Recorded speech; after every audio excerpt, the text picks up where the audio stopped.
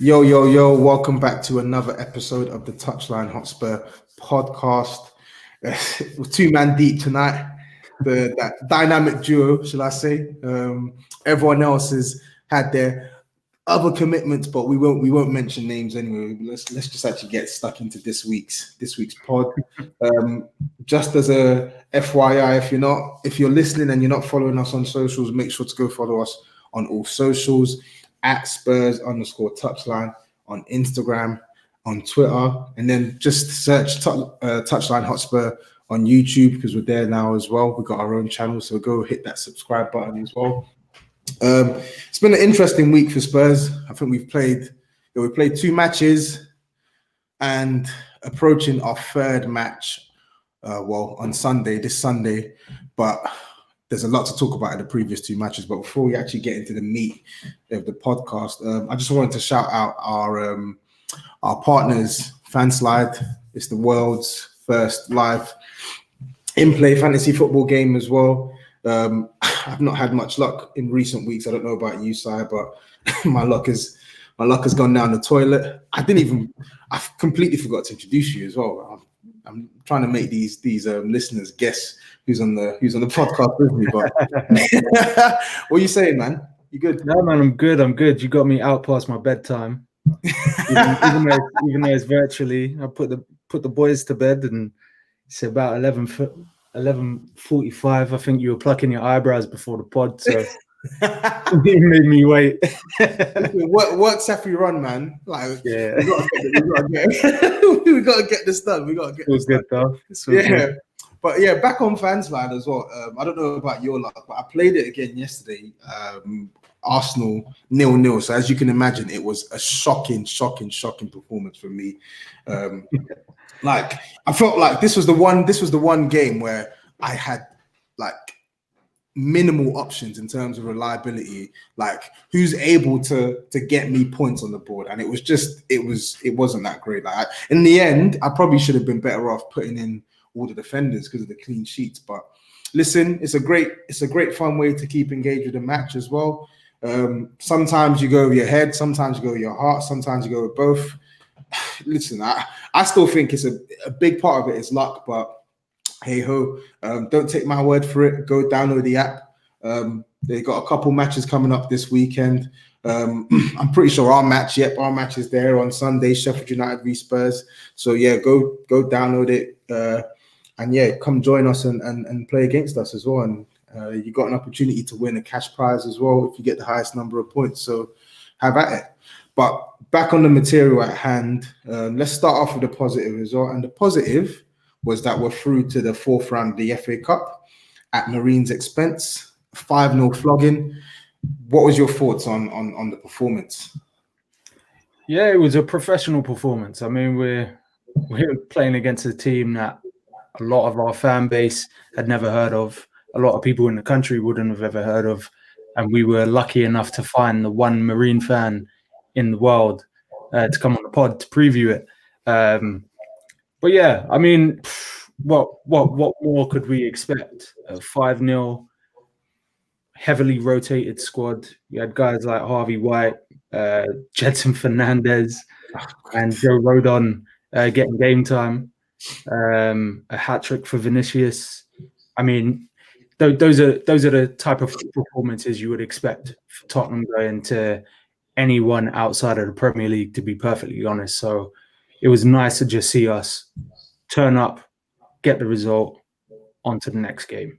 And speaking of getting the result as well, I know, like you said, it's Marine, so you don't want to read too much into the performance, but Vinigoal bagging a hat trick. It seems for the matches when he certainly gets 90 minutes in full, he seems to make a pretty decent impression, irrespective of the opposition we're playing. There is an argument that him, Ali, a few others should be getting a bit more game time. So do you agree? Do you feel like that there are certain games in the league now where he really should be getting some starts or even some better minutes off the bench? Starts I disagree with, just solely for the purpose of having 2 strikers. You sort of look at the Premier League as our bread and butter. as we start getting into the latter stages of cup competitions, obviously we've got a League Cup final to look forward to. If there's a 3-day gap between Premier League game and the final, then you could make an argument that Vinny get to start. Outside of that, though, Harry Kane is going to start every Premier League game he's fit for. That's how big clubs operate. That's how we should be operating. And ultimately, we need to look at the guys around Kane, around Son, more so than replacing those two in Premier League games. So what about because there's been an accusation against Spurs, and I think it's true as well, that we almost run Harry Kane into the ground. But I guess you could counteract that by letting Vinicius obviously play the lesser games to a certain extent, and then just keep Kane fresh for the league, which makes sense. I'm in for that, but I would still like to see, me personally, I would still like to see Vinicius in a couple. I think the game load for Kane has obviously been lessened just by virtue of the fact that we're not playing Champions League. We've not fielded many full strength sides in Europa. You could make the argument that he's played too many cup games, but again, it's Mourinho, isn't it? So he's going to take every cup competition as serious as possible. As I said before, I'm looking more so at the Delis, pretty much Dele and Rodon might be the only guys that started against Marine that maybe should get more minutes.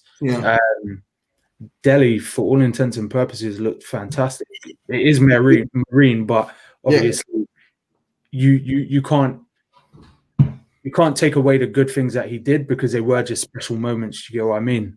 Yep. And it's a weird one as well. He was for me, aside from Vinicius, he was our best player on the pitch at that point in time, and then he gets hooked off. I mean, Sissoko is playing well too, but again, he's playing up. For him, that's literally like playing a under 18 match. Literally. Their striker, what was his name? Cummins. I kid you not, man. I thought I had a case of dad bod. He looked like Groove from Despicable Me. That's how he was wild out there, man. Trust me. This man's a professional, but it was an observation that I made, and he was trying to get into it with Dele, so I had to back my boy. Before I move off on this one as well, Alfie Devine cameo, youngest ever player and scorer for Spurs now, 16 years, and I can't remember the exact number of days, but the future seems a little bit bright for young Alfie as well, because I remember there was a little bit of a buzz around him because Wigan were going into administration, etc., and it was him and that other fella, Gedhard, and we snapped him up, and there was a nice little buzz. So it was good to see him come off the bench, and more impressively, good to see him take the goal the way he did. Do you now sort of have a little bit more confidence? In fact, I can't even remember your stance on our youth, but do you feel like with the likes of him, Dane Scarlett in the ranks as well, we've actually got like a decent crop coming through? This is the first time in a long time where I felt like, so I've always felt like we've had a standard at youth level, but the opportunities weren't always there. As much as people spoke about Pochettino giving opportunities to youngsters, it wasn't but his first season where we actually saw that play out. And a lot of that was offshoot from the Tim Sherwood stint. So it sort of skewed perception, if you will.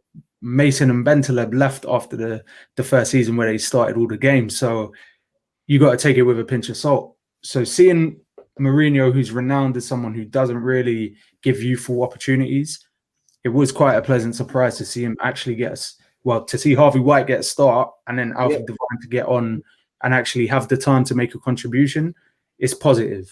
Can't speak too much about the standard currently because I think, again, it's going to be a little bit skewed by the fact that we played Marine. Cameo and it's Marine. It's like, if it was Championship or maybe even League 1 or 2, you'd look at it like higher teams in those divisions anyway. You would look at it and you'd be like, all right, cool. It's a good showing, but yeah, it's a nothing game, really. Fair enough. Fair play.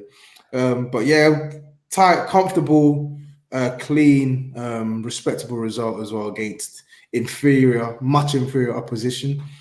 And then that sort of takes us into Fulham. Inferior, eh? Oh shit, man. Oh God, yeah.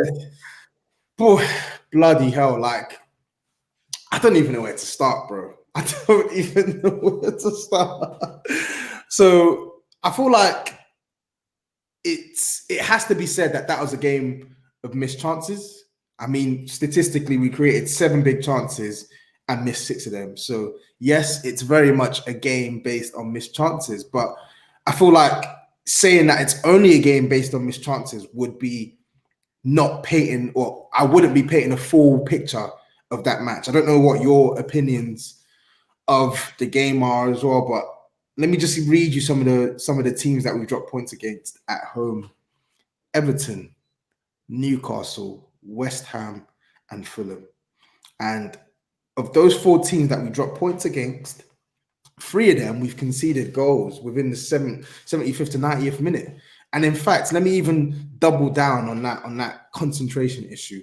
Our defense have conceded 8 goals in the league so far this season between the 75-minute to 90-minute mark. That's half our goals. That's half our goals conceded. Conceded 16 on the season, and 8 have come in the last 15 minutes. I mean, it's one of those things, man. To go off of that statistic, 4 of our 6 draws have been 1-1s where we've been ahead and we've in the first half and conceded late in the second half. So again, it's a clear problem, whether that's down to fitness or for me, it's late game decisions from Mourinho personally, whether it's substitutions not being made early enough, which change the dynamic of how we're playing late in games, whether it's not maintaining possession, sitting off too deeply, or not counteracting some of the substitutions made by other teams. It's a clear problem. It's hard to put too much pressure on the players because a lot of those goals have been out of nothing. They've not been sort of mistakes, most of them. I know against West Ham we conceded 3. 1 was an own goal and 1 was a rocket. So again, you take it with a pinch of salt. The Newcastle result came off a penalty that shouldn't have been a pen. It's like these things happen in football, so I try not to look too negatively at it. But in terms of when you actually use the eye test and you look at the flow of the games, we're just way too negative late in games. We just allow pressure onto us. We struggle to get out of our half, and we just critically miss too many chances over the course of a game to really dead teams off. Yeah. And I think the last 2 points is what I want to zero in on as well. And it's the age-old question, really, that we've been speaking about on the podcast all season, which is that if Sonny and Kane have an off day, who's going to step up? Who's going to step up? Steven Bergwijn didn't start today, so the usual scapegoat by Spurs fans wasn't there. By you, my guy. Your usual scapegoat. Spurs fan. Listen, he deserves a little bit of criticism, but he ain't my scapegoat. But the point I'm trying to make is that Steven Bergwijn weren't there, so the usual go-to scapegoat for attackers, it weren't there, and yet we still didn't win. You had the likes of Dele Alli and Arub, but still Gareth Bale on the bench, and we're seeing Lamela touch the pitch when we need a goal. In fairness to Lamela, he did what Lamela does, and he set up an opportunity.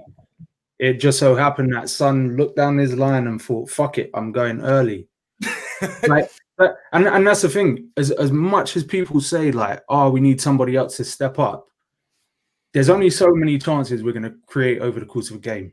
If Son has 3 clear-cut opportunities, or two clear-cut and 1 good opportunity by his standards, you expect him to take 1. 1 in 3 is a ratio that Son has proven to be measured up against. Do you get what I mean? So the one where he hit the post, I can get. The other 2, I mean, listen, when I usually talk about areolas, I'm asking the question of pink or brown. This was just a different context, innit? That keeper made 2 fantastic saves. He made 1 from Winks as well. He was all over the place, and he was stretchy man, innit? So you give credit to the keeper, but you also say Son with the header and with the shot off of Aurier's cross, he should do better with both. Yeah. Bad day at the office in terms of finishing, but good movement to get into the place. Agreed. You got to keep the same energy in it. I agree. And I feel like you also mentioned something which was apparent there as well. Like Mourinho, listen, I'm going to sound like a broken record, so I'm not going to spend too much time giving my thoughts on his management style, but zeroing in on a common theme that we're seeing this season. In some of these matches, the substitution is all wrong. I know Newcastle was jammy, etc., but and we should have won that game, but it was a noticeable difference when he took up Ndombele that game. Yeah. Fulham again, no second half, sat back. Ndombele again, you take him off when you're 1-1 and you're trying to get a goal and you leave Sissoko on the pitch. Wolves 1-0 up. You need to close the game out and you take off our most creative player again. There's a common theme here and he keeps making some of these errors. And I really don't understand where it's come from as well, because the whole purpose of us having this plethora of attacking talent, this beefier squad, is that when it comes to making decisions like this, it shouldn't be too difficult for you. You have players for each situation. You really do. And it's baffling to me that Sissoko spends 90 minutes on that pitch when we're trying to chase it, when we're literally trying to chase a goal. It didn't make any sense to me. And I'm finding myself questioning a lot of things that this guy does when it comes to us chasing games. So I'm not really sure. I know you mentioned it already, but I just want to spend a little bit more time on this, because what is it about the lineups or the substitutions that makes Mourinho get these things wrong? I don't understand it. So the first thing is I don't always feel like he's using the personnel in roles that suit them. Positioning on the pitch is one thing. Like if you've got Bergwijn on the right or left, it's Bergwijn, innit? Like the natural thought that comes to your head is he's going to be an attacking outlet. Yeah. But what we end up seeing is he's one of the defensive players to allow Kane and Son to get forward. He almost plays him like a Park Ji-sung played under Alex Ferguson. Like, I hated that role, but I did like Park Ji-sung. I respect it, but not for Bergwijn, you get me? So it's one of them ones. It's like the formations, they're usually logical. It's like we play a 4-2-3-1 in it. You take it. You know what we're going to get. With this lineup, we had 4 recognized centre midfielders playing. Crazy. Played Sissoko on the right, who just becomes a black hole for attacking moves. I mean, there was that one run that he made where he got into the box and then he got a nosebleed. Cool. Sissoko in it. But for me, the roles that these players are playing aren't fitting. It's square pegs, round holes in it. And there's always going to be weaknesses within that. Yeah. Secondly, for me, my footballing sort of preference is for teams to showcase some sort of ball retention, control games, control the tempo. And more often than not, what you see is in the top clubs, or at least the top attacking club, or what we're used to be perfectly honest, is ball retention is a means of defense. If you're 1-0 up and you keep the ball, you're less prone to conceding opportunities, which means the chances of you conceding goals. For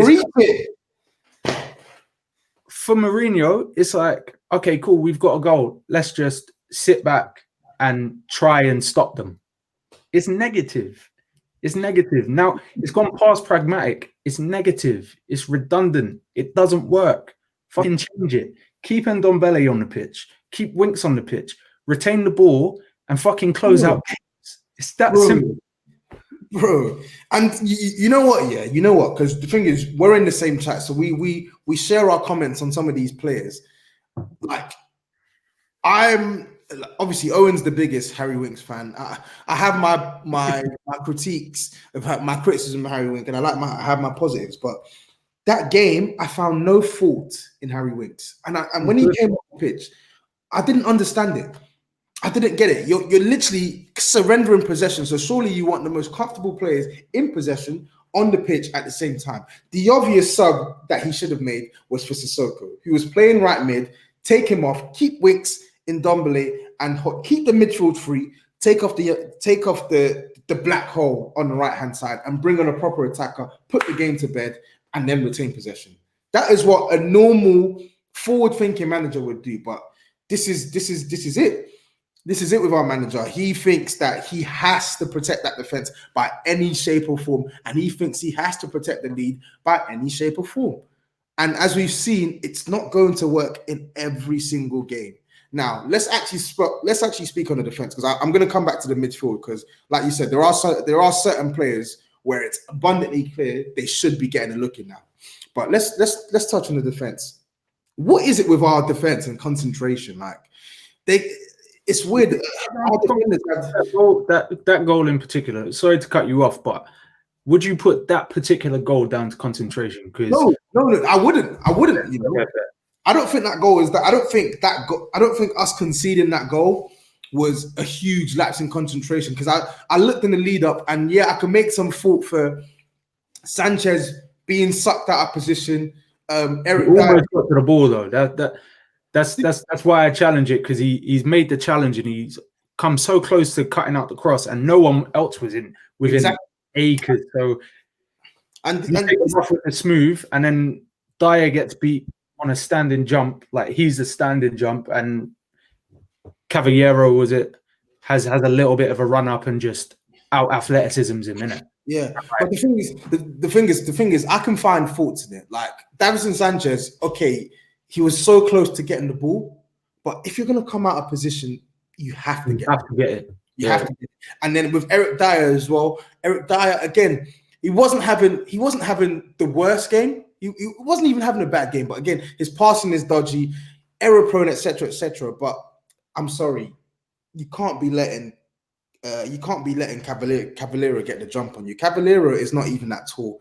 He's not even got a huge leap like that as well. But this is where my basketball comes in though. Go on, let's hear it. Little men dunk on big 7-footers all the damn time. They do. Jump is jump, innit? Like Eric Dyer and a couple extra. Will tell you about that as well, because he's got a mad leap too. Yeah, exactly. So like Eric Dyer is a big guy, innit? So there's only so much he's going to get off the ground. Whereas little 5'9" guy jumps, gets a little bit of a run up, and just outleaps him. Like it happens. It's like one of them things. Like I never get too upset about it. It's in the lead up. I think the ball that goes out to Lookman should get cut off. There's nobody there in the midfield to defend the back four. No one there to stop the through ball. Again, that's a symptom of changes being made, or just having the dynamics of your midfield slightly skewed. Maybe Wink should play a little bit deeper and just protect and shuttle in front of the back four. And then obviously when you're so reliant on your fullbacks over the course of a game, because Reguilon had a fantastic game. Yes, Aurier created 4 chances. Yes, he did. So It's like, if they're your main outlets, you're going to concede some chances in those channels. Again, it happens, but it's unfortunate that it happens within the last 15 minutes of game all over again. Yeah. So it's a difficult one, man. I think our defense definitely needs some quality added to it. I don't think Alderweireld is the same guy. As you've been banging on about, Sanchez is obviously sort of getting into that territory where we might need to look at other solutions. But for me, Dyer's been our best defender. Yes, so, I agree. So it's one of those ones where I'm not looking for wholesale change. I personally think it's a coaching issue, but we do also need that extra bit of quality just to provision against moments. You know what it is? The thing is, Davinson Sanchez. I remember I was speaking to one of my boys, and obviously he's a Spurs fan as well, and he kept saying to me, you're so loyal to. I hope you're as loyal to your wife as you are to Davinson Sanchez. And I was creasing because Davinson Sanchez, I ignore all the detractors. I ignore all of them because even now with what I'm saying, I don't think he's a bad player. Do you get what I mean? Like, there's some players you watch and he's got the qualities to be a good centre-back. And I feel like over his Spurs career, yes, he's had his lows, but he's also had his highs. He was our best centre-back last season. I know it was, yes, granted, it was in a rough period for us, but he was our best centre back. He was our best centre back. But my concern now is there isn't a centre back I can look to in that team, and I'm like, oh my God, yes, I'm so comfortable in this centre back. I'm so comfortable. Everyone says Alderweireld's our best centre back, and yes, he is our best centre back. But even Alderweireld, he's not invincible. We've seen him in 1v1 situations. We've seen that his passing, even though he is our best passer defensively, is not anywhere near what it used to be when he first joined us. Eric Dyer, he has been our best centre back this season, but Eric Dyer, he can't pass the ball. He's even worse than Alderweireld. He's error prone, and for me, it's weird. He's been our best centre back this season, but I'm never fully confident in Eric Dyer. I'm not. I don't know what it is. I just don't rate him as a centre back. I don't think he's a good centre back. And then back to Davinson Sanchez, he's too rash. He comes to things that he doesn't need to come to, and he doesn't like. My problem with Sanchez is I feel like if he practiced tranquility and calmness, he would be such a good centre back, because he always wants to rush and literally chomp at the bit to get everything. He loves doing it, and it leaves us exposed. And the reason why I mentioned this is not because of the goal we conceded, but because of the way our defense was afterwards. We're trying to win the game, so of course the line's going to be pushed up higher, and whenever Fulham were on the ball, our defense 6s and 7s. And I feel like that's always the case. When we concede, all of a sudden, players' heads are scrambling. And it never used to be like that for us. And I think that's more so down to the fact that our midfield isn't there for any sort of creativity. That's why Ndombele is not playing in his natural role. Like, again, forget the position. It's just not his natural role. Do you get me? Like, he's not advanced playmaking midfielder. Like, that's not his game. He drives from deep. He breaks lines. He sees less of the pitch if he's further up it. If there's nobody in front of him, like if you look at all of the heat maps or average positions over the last few games, when Ndombele has been playing as a quote-unquote 10, it's been next to Kane. It's been next to him. It's been basically in a 4-4-2. So when you have situations like that, you get less protection for your defense. Just every single time. Like, there's no sort of system in front of the defense that allows for build-up play, which means that there's a massive gap because guys have to try and drive with the ball, leaving spacing behind them. And then you've got a situation where when we are chasing games, because we clearly don't practice any patterns of play in attack, honestly, people are just making it up on the fly. They're just winning it. Freestyle FC, literally. Exactly. And the thing is, shit where people don't understand what a triangle is. Like, just make a triangle. That's all you got to do. Just work in the triangles. But we don't. We end up playing with like 5 forwards, and then you got your 2 pivot players just trying to ping it out left and right. It's redundant, man. It's stupid. And this is a constant theme as well that's been going on since last season as well.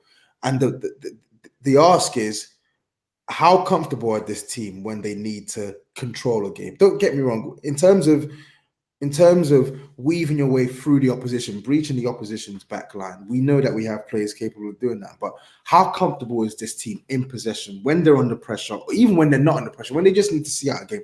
How comfortable are they in possession?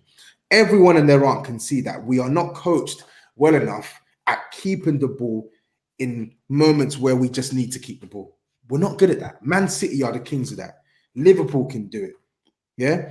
There are lesser sides than us that are coached at doing that. Leicester can do it to a certain extent. Leicester can do it, and we can't. All we know is counter-attacking football and defend. And it shows in the way our players are playing now, because you coach them a certain way, they're going to play a certain way. A lot of people are looking at saying, "Oh yeah, it's not Mourinho's fault we dropped back. Surely he's not telling these players to defend." But I'm like, he may not be telling them physically, "Oh, sit back," and he may not be saying, "Don't score another goal." But in his actions, in the way he sets us up, that is how you want them to play. Yeah, that's how you're setting them on the pitch to go out and play. And that's the thing. A major component of it would literally just change Tongi's role. Just change it. Like he's been running back, tracking back, recovering the ball, making interceptions, all of this shit. He's been picking up the ball from in our own half. He's been doing it. So just play him there. Just play him there. Just make that his role. Slap Dele to run off of Kane because Kane's dropping deep every fucking possession anyway. It's like, come on. Then you'll have 2 runners off him.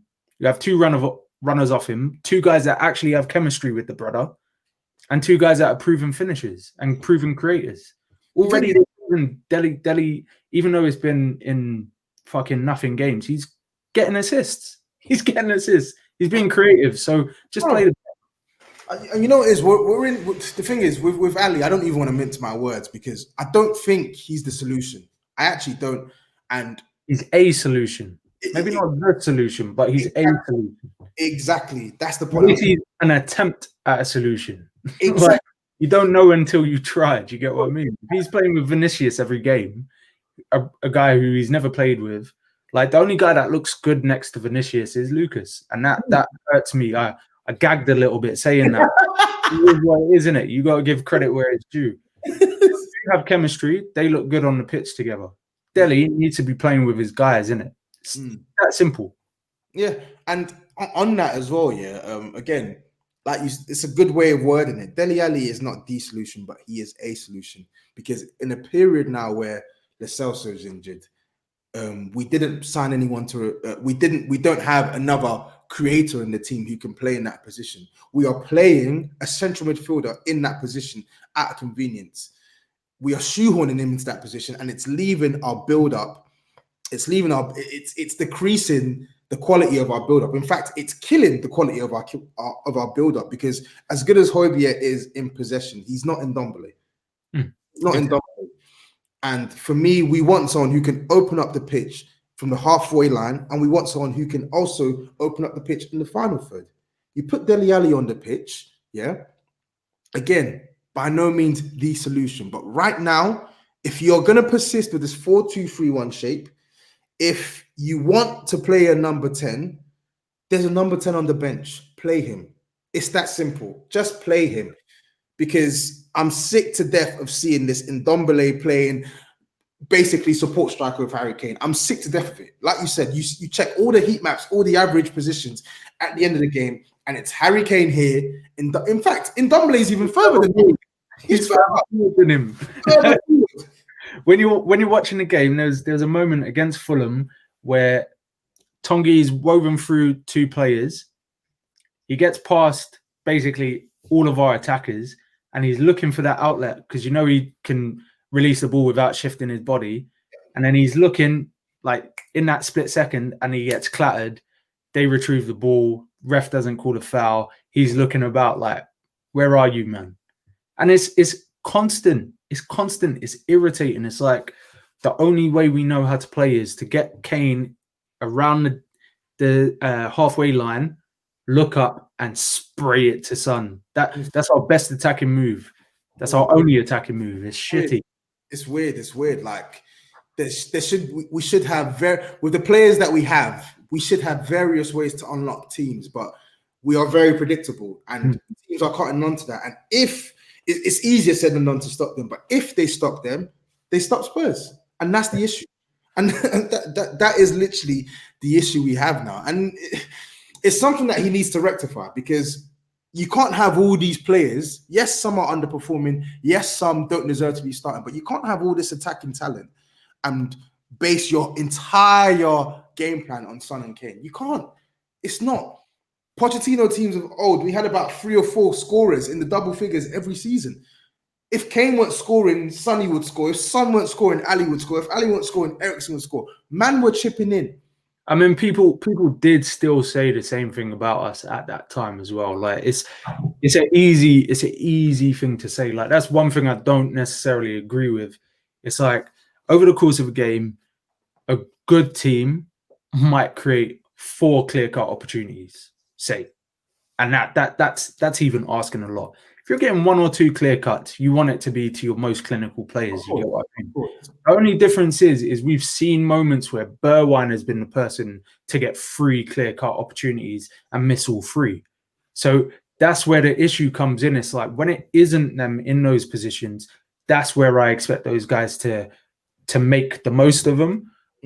But our game plan and any team's game plan is to get the ball at the feet of your striker in the box, whether that's your support striker or your primary striker, whoever is your most clinical player, whether it's Salah or Mane, whether it's Aguero and Sterling, for example, those guys need to finish their dinner. That's it, right? So if we're creating for those guys specifically, fine. You can take when they don't finish them because they score so many other chances. When it falls to other guys, you just hope, please finish this, because we probably won't get chances for our talisman. So that's where the desire comes for me, is just to see those other guys make the most of their opportunities, because they're going to be few and far between. No, it's a fair point. It's a fair point. I think bottom line for me, I just need to see some diversity in our goal scoring. I need to see it. Whether that's a slight change in tactics, whether that's other players stepping up, I need to see some diversity, because it's all good and well catering to your best players or your best attackers, but when they're not firing, other players need to step up and they need to chip in. And because they just might likely be our fullbacks that scored a supplementary goals, to be perfectly honest. Oh, they scorers, creators, yeah, it's ridiculous.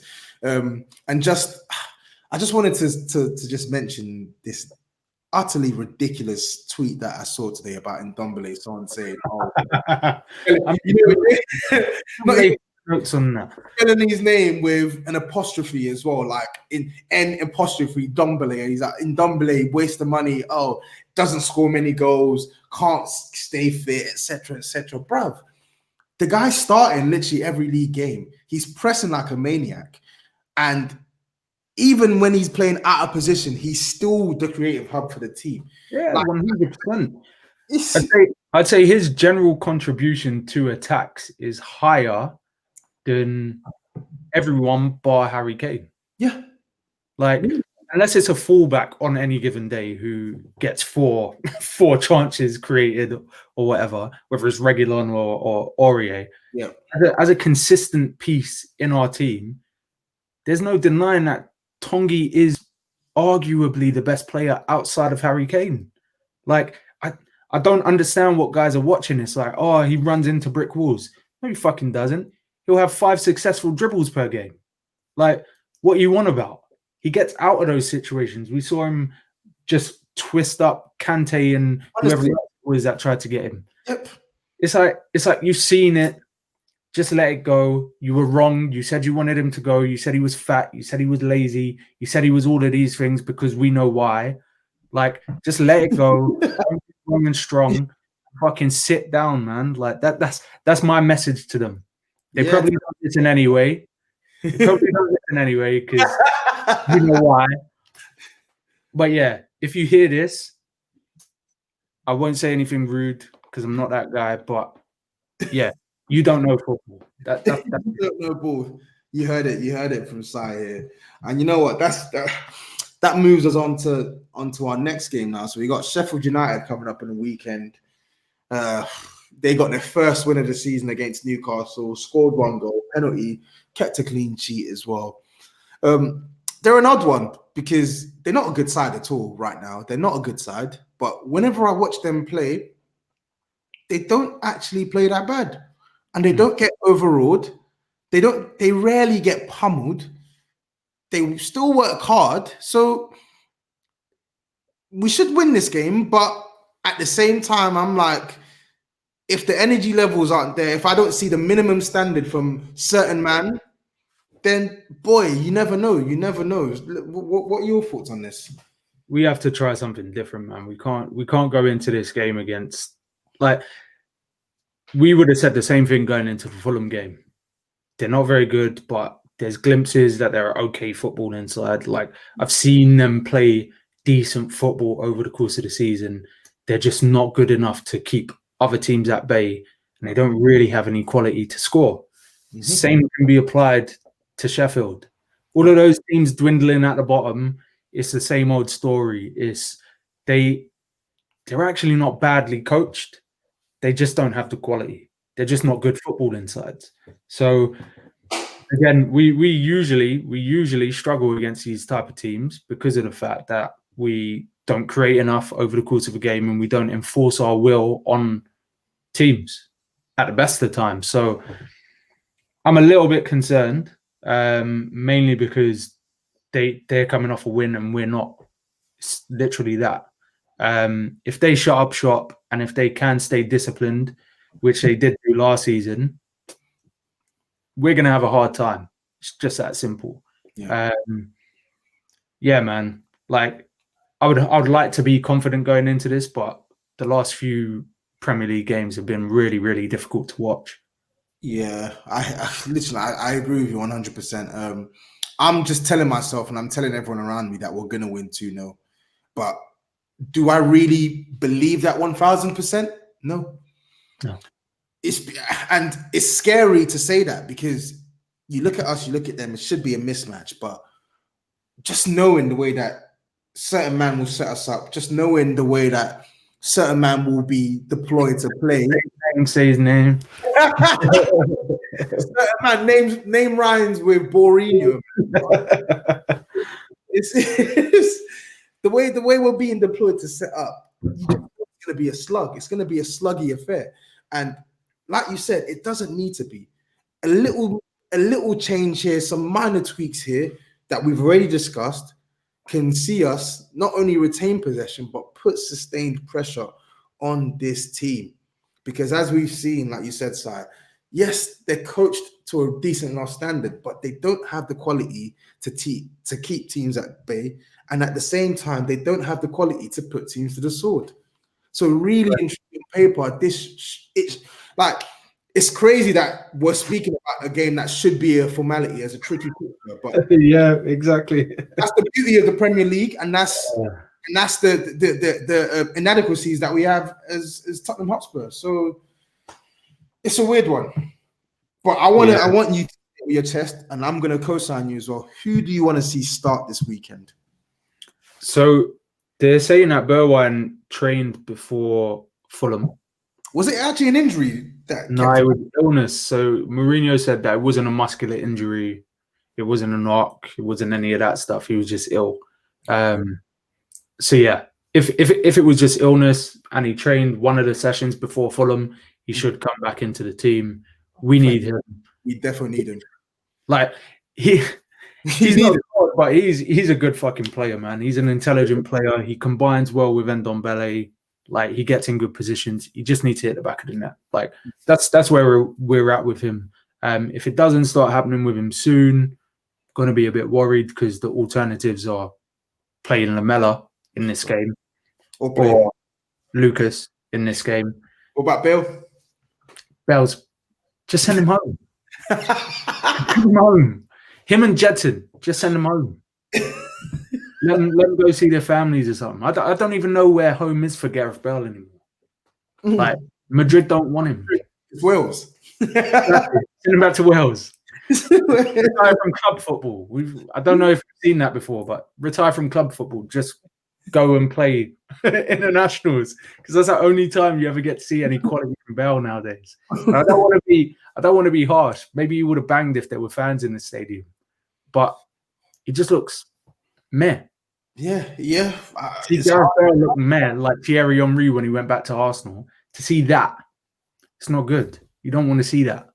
The thing is, Henry was way better than Gareth Bale has been for us now because he actually scored a. Oh yeah, my bad. Just threw it out there. All right, go on. So go on. You said Bergwijn. Go on. Who else? Say it to your chest because I know what you want to say, and I'm co-signing you as well. Say it. I want to see Højbjerg and Tongi as a double pivot. I want to see that. That's what I want to see. Yes. I want to see Dele Alli. Yes. Dele. We got to drop the alley. We can't disrespect the man's wishes. I want to see Dele running rampant off of Kane. That's what I want to see. Just go balls to the wall. Why not? We're not succeeding doing the other shit. Honestly. Should take a risk, see what happens, risk it for a biscuit, and then you can just go hyper negative, throw Sissoko on, throw Winks on, throw Doherty on even. He needs to not touch pitch in the next game. So you said throw him on, but he does. That That was your boy, bro. That was your boy. It's my boy, bro. Do you know how much it pains me to see him suffering like this? He's struggling. Let's rewind. When we brought in Højbjerg and we sent Carl Walker-Peters the other way, everyone was like, "Yeah, shrewd business." Bah. Would you take him back? Yes, I would. And I love me some Matt Doherty, no homo, but I don't know why. He's not done anything. Yeah, but it's because I love the way he played at Wolves, but I know he was playing as a right wing back and stuff. I really thought that, you know what, maybe he could just adapt his game to be a competent right back for us, but it's not worked out. I put a tweet out probably like a week and a half ago, and I said that if I don't see a turnaround in Doherty over the next couple of months, we have to sell him in the summer, man. Like normally, almost as old as me, so yeah, why not? Why would you wait? Why would you? If he was a younger player, like 22, 20, I'd say okay, cool. But the guy's going to be 29 years old. Like, what are we keeping him for if he's not going to improve our first 11? So get rid and bring someone else in. You know what, Kyle Walker-Peters, I always liked him, but I just knew for us where we wanted to be at the time, he weren't ready. And I'm delighted that he's gone to Southampton and he's proved himself, because he's proven to a lot of people that this guy's a Premier League player. I always used to say to my friends, just because he may not be good for us right now does not mean that this guy's a bad player. Like, I promise you, he goes to another Premier League club, you'll see the levels. And you look at him. We can be totally open and honest with this one. Pochettino didn't play him enough. Bro, Mourinho, when he came in, was playing Tanganga at right back instead of him. So I think, to be honest, a lot of people would say it, but I'll be vocal with it. And I'm a self-proclaimed, what are they called, Poch sexuals or whatever. I'm a Poch. I am. He won his first trophy as well, man. Yeah, I know. I saw it the other day. He's winning his first trophy, and we're drawing to Fulham. But I'm a bona fide Poch sexual. But he played Kyle Walker-Peters. In fact, he didn't play Kyle Walker-Peters, and I hated his loan policy. I hated it, because some of these decent players for us, he would never give them game time, but he would also never let them go out on loan. Let these boys go out on loan. You saw the difference a loan move did to Kyle Walker-Peters last year. He gets signed on a permanent deal, and he's been one of the best right backs in the league this season. A lot of people don't want to admit it. That's the thing. I think the way we've compiled this squad, it's a lot more bloated than what we had over with Pochettino. Pochettino had this sort of ideology that you want versatile players who can pad out multiple roles.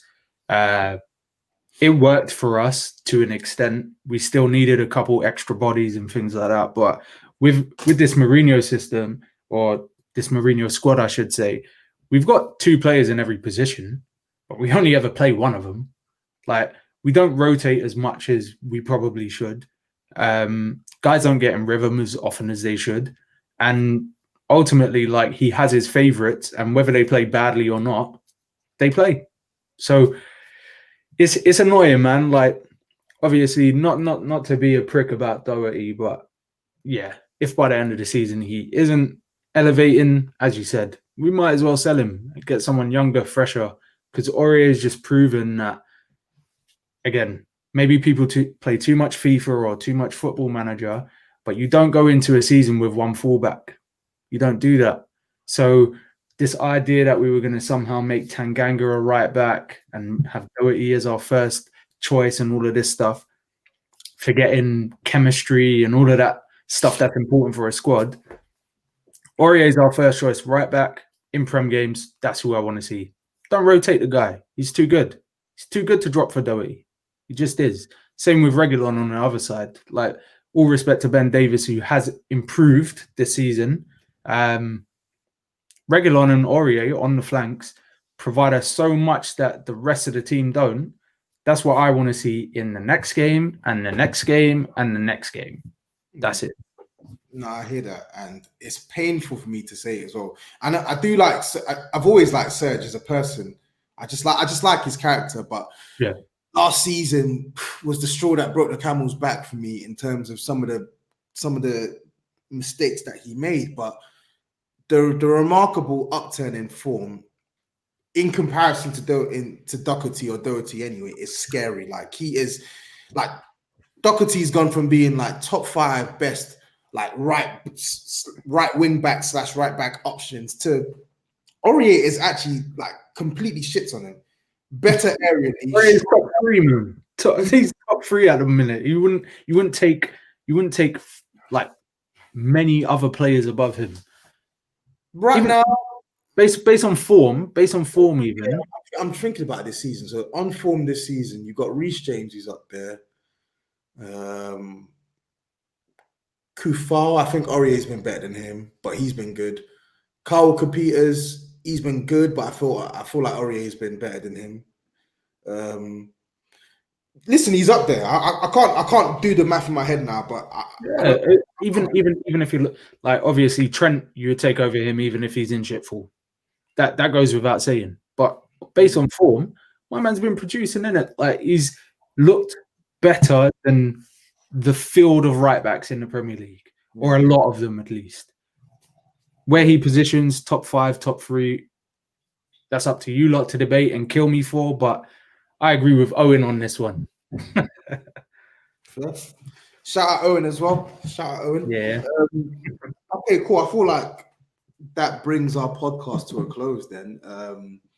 Before we actually sign out though, predicted scores. What are we saying? What are you going? What are you putting your neck out for?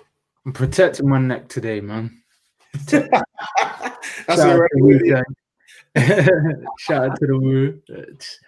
But yeah, nah, man. It's I want to say 2-0. I do want to say 2-0. If we draw, I'm gonna be fucking pissed, man. My head says a draw. My heart says we whooped them. Like 2-0, just comfy. Get the job done. Get out to the next game. Yeah, I'm gonna co-sign that as well. Nervy 2-0, but I'm sticking with a 2-0. If we do get anything less than 3 points, I will hit the roof. But I'm praying that we get the 3 points anyway, man. But listen, we got to bring this night off to a close. It's been great. I feel like I feel like the cadence and the flow here has been really good. It's been good. The other men are going to be jealous when they hear this stuff. Yeah, exactly. It's been really good. If you're still listening as well, make sure you're following us on all socials. Again, at Spurs _touchline on Instagram, on Twitter, and then just search Touchline Hotspur on YouTube and hit that subscribe button.